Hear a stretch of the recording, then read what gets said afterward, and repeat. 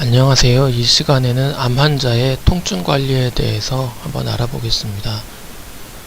본 영상 자료에 소개되는 약제는 2020년 11월 현재 제주대학교 병원에서 사용되고 있는 약제에 국한되어 있습니다. 환자분들 교육용 자료이고 특정 제약회사의 이익과 연관이 있지 않습니다. 통증은 암 환자분들이 겪는 가장 흔하고 고통스러운 증상입니다.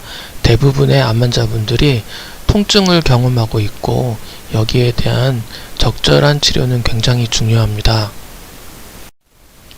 암 환자분들이 겪는 증상이 굉장히 많지만은 그 중에 통증이 당연 1등입니다. 99.3%의 환자분들이 통증을 겪는다고 이렇게 연구 결과가 나와 있습니다.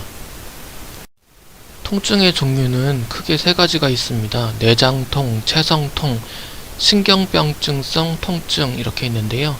내장통이란 거는 특징이 특정 어느 부위가 아픈지 약간 불분명합니다. 배 전체가 굉장히 끈끈하게 아프다거나 가슴 한 부분이 이렇게 좀 심하게 어딘지 딱 집기어를 정도로 아프다거나 그런 경우가 많고요. 체성통은 우리가 예를 들어서 넘어졌을 때 무릎이 깨져서 무릎 한 부분이 엄청나게 아픈 그런 경우, 그런 이제 특정 어느 부분을 지칭할 수 있는 경우가 굉장히 많습니다. 그리고 신경병증성 통증은 손발이 저린다거나 얼음장처럼 차갑다거나 아니면 바늘로 계속 찌르는 느낌이 든다거나 그런 어떻게 표현하기 힘든 불타는 것 같은 그런 통증들이 다 포함될 수가 있습니다. 통증을 숫자로 표현하는 것도 굉장히 유용합니다. 상상할 수 없는 통증을 보통 10점짜리 통증이라고 하는데요. 내가 지난번에 한 9점 정도 통증이 있었는데 지금 진통제 약을 먹었더니 요즘은 한 5점 정도로 유지되는 것 같다. 이런 식으로 이제 담당 의료진에게 얘기를 해주시면 굉장히 도움이 되죠. 그런데 저번에는 3점 정도 통증이 있었는데 요즘 들어 전혀 통증이 조절이 안 되고 8점, 9점짜리 통증이 계속된다. 이렇게 얘기해 주시면은 의료진과 의사소통이 굉장히 편합니다. 꼭 숫자로 표현하는 것이 아니라 숫자로 표현하기 어려운, 예를 들어서 연세가 많으신 어르신들이라든지 어린이들의 경우 이런 얼굴 표정 등급으로 통증을 표현하기도 합니다. 아니면 색깔로 표현할 수도 있고요. 통증을 조절하는 방법은 약물요법만 있는 게 아니라 마취통증의학과에서 하는 신경블록요법도 있고요. 방사선 치료를 통해서 통증을 조절하기도 합니다. 너무 심한 통증, 특별히 어느 한 부분만 계속 통증이 심한 경우에는 마취통증의학과에 협진을 해서 특정 부위에 이렇게 주사를 맞아서 통증을 누기기도 합니다. 허리 디스크가 심하다거나 아니면 한쪽 다리만 너무 아프다거나 이런 경우에 이렇게 통증 주사를 맞으시는 경우가 있으시죠. 이런 경우처럼 암 통증인 경우에도 이렇게 주사로 해결하는 방법도 있습니다. 특히 췌장암인 경우에는 통증이 굉장히 심한 암으로 많이 알려져 있는데요.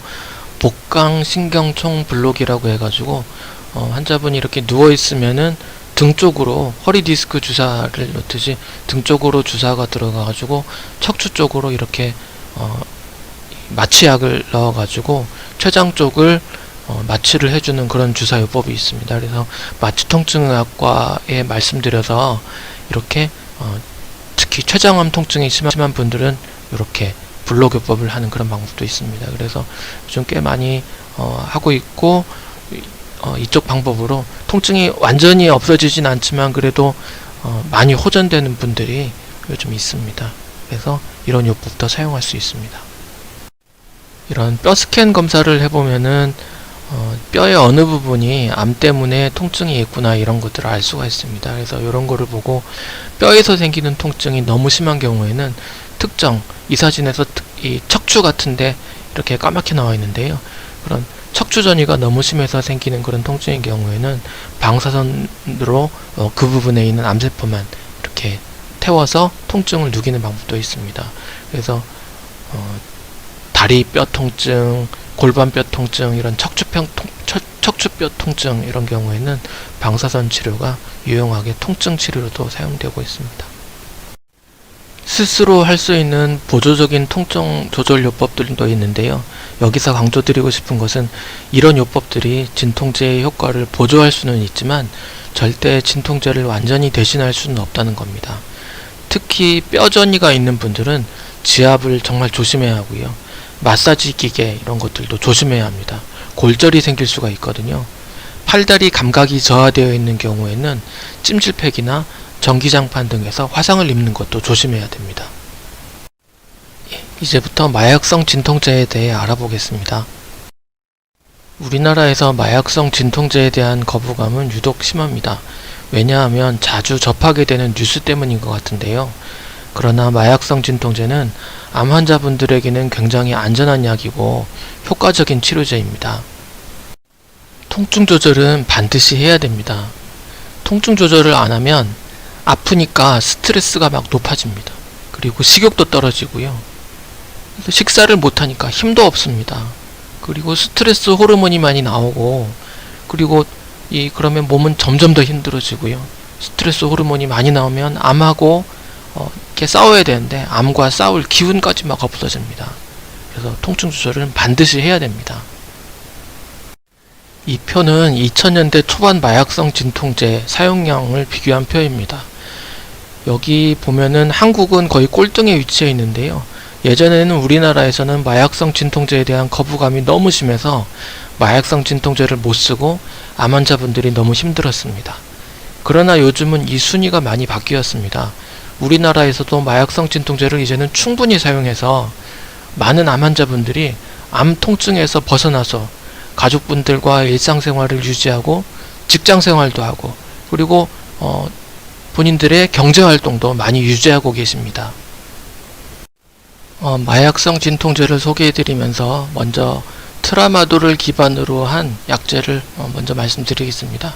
이 약들은 주로 정형외과나 신경외과에서 허리 디스크가 있다거나 외상으로 인한 통증이 있거나 했을 때 만성적인 통증을 관리하기 위해서 많이 사용해 오던 약이고요. 요즘 더 흔히 가장 이제 널리 사용되고 있는 약들입니다. 트라마돌을 기반으로 한 제제는 약한 마약성 진통제로 분류됩니다. 그래서 아직 강한 마약성 진통제를 사용하기 전에 약한 통증이 있는 분들에게 먼저 사용을 한번 해보게 됩니다. 마약성 진통제에서 먼저 알아볼 약은 옥시코돈입니다. 옥시콘틴, MS콘틴, 타진 이런 등의 상품명으로 많이 사용되고 있는 약입니다. 보통 12시간 효과가 있는 서방형 제제이고요. 이런 서방형 제제는 특징이 아플 때 먹으면 바로 효과가 나타나는 게 아니라 먹고 나서 이게 시동이 걸리는데 1시간 또는 그 이상의 시간이 걸리기도 합니다. 그래서 이런 서방형 제제는 그러니까 천천히 녹는다는 뜻이거든요. 서방형 제제는 아플 때 그때야 먹는 게 아니라 아프기 전에 미리 통증 예방약이라고 생각해서 드셔야 합니다. 그래야 안정적으로 약물 농도를 유지하고 편안한 하루 일상생활을 유지할 수 있는 그런 약제입니다. 이러한 서방형 제제는 아까 말씀드린 옥시코돈 단독 제제도 있고요. 그리고 옥시코돈 플러스 날록손 이렇게 같이 섞여 있는 그런 제제도 있고 24시간 동안 효과가 유지돼서 하루에 한 번만 이렇게 복용해도 되는 하이드로모폰 제제 이런 것들도 있습니다. 지속성 진통제 종류 중에는 타펜타돌 제제도 있고요. 타펜타돌은 하루에 2번 내지 3번 정도 복용하는 제제입니다. 저희 병원에는 뉴신타라는 약이 지금 들어와 있습니다. 펜타닐 패치는 굉장히 강력한 진통제인데요. 듀로제식이나 펜타듀르 같은 그런 상품명으로 약제가 주로 많이 알려져 있고 한번 붙이면 72시간 동안 효과가 유지됩니다. 주의점은 붙였을 때 바로 효과가 나타나는 게 아니고요. 반나절 정도 지나야 효과가 나타난다는 겁니다. 그리고 이 패치를 떼어내도 하루 정도는 몸에 효과가 남아 있습니다.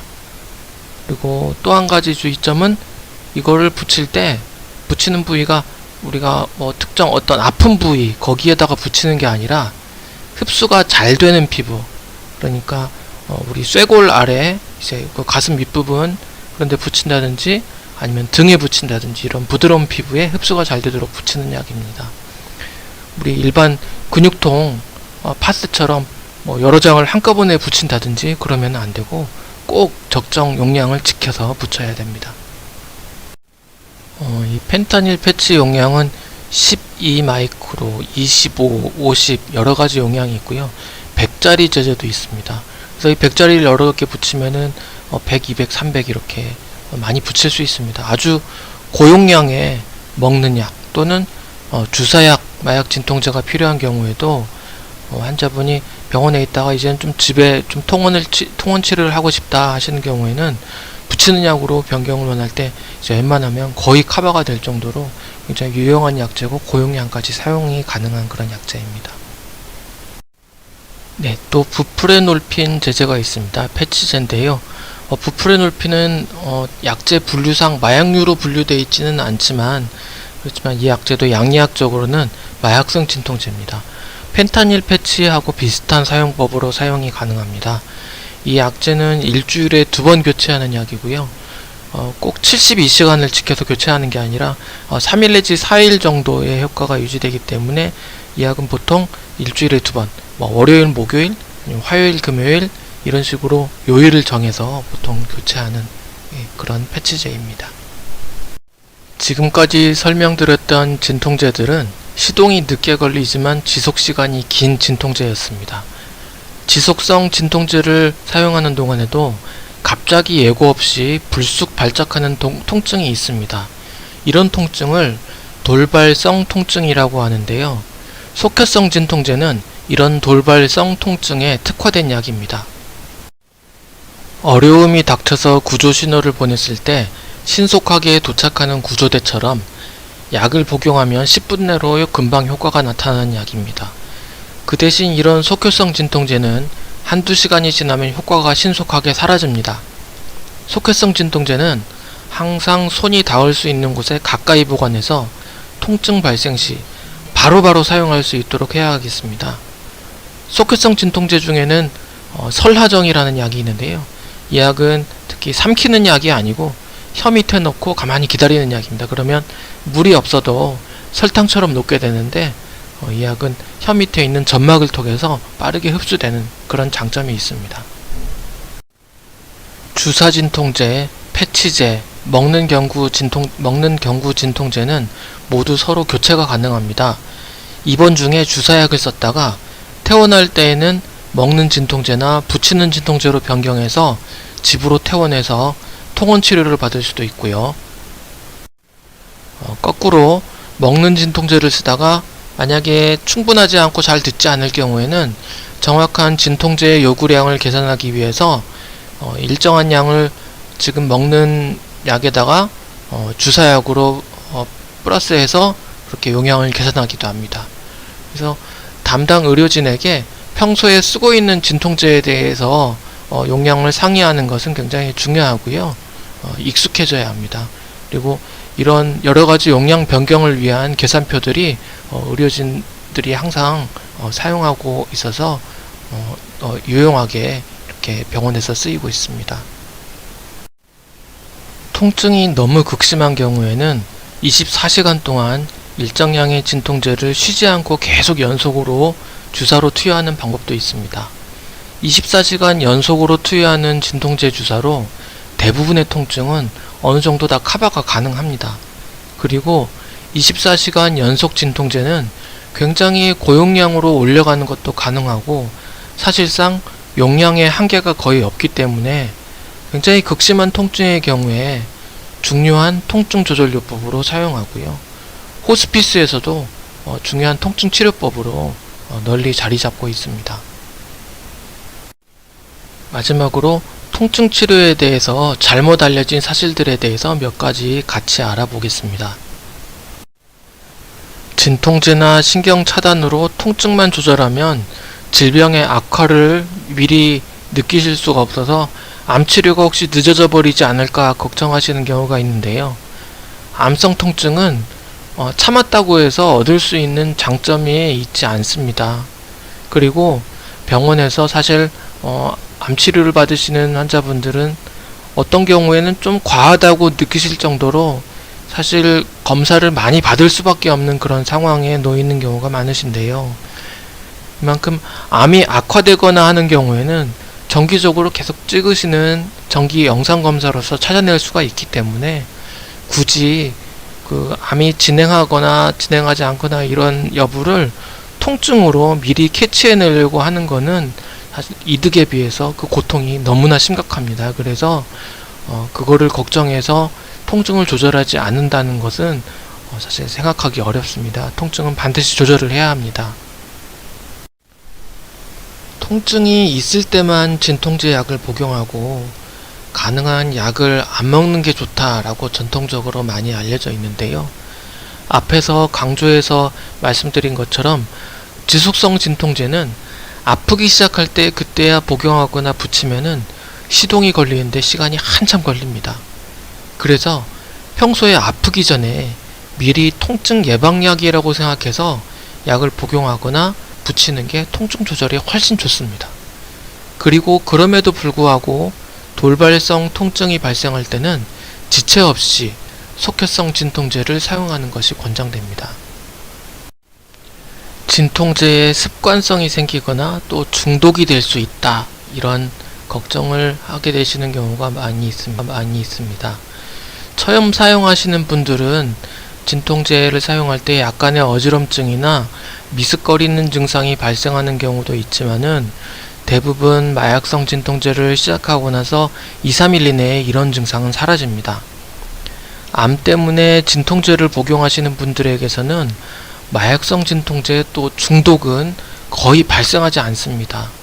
그래서 우리 보통 마약성 진통제 하게 되면 중독을 많이 생각하는데요.